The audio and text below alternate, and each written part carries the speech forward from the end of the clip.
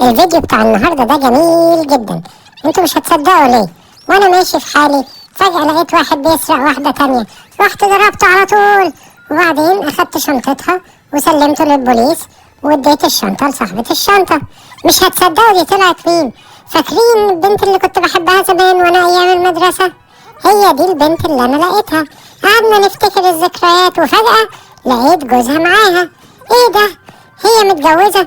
هو فين الراجل اللي هي متجوزاه؟ انا هضربه طخ طخ طخ طخ. اول ما جت اتعصبت عليا وراحت ضرباني، بس انا قلت لها انا بس كنت بحبك وانا معرفش مين الراجل ده. قالت لي بس ده مش جوزي، ده اخويا. ايه ده؟ انا ما كنتش اعرف انه اخوكي وان هو متجوز واحدة تانية. يعني احنا كده نقدر نتجوز؟ نقدر نتجوز. طب يلا بينا بسرعة. ودي نهاية القصة السعيدة بتاعتنا. انتوا كمان ممكن تدوسوا اعجاب في الصفحة بتاعتنا وممكن تشتركوا معانا. شكرا ليكم.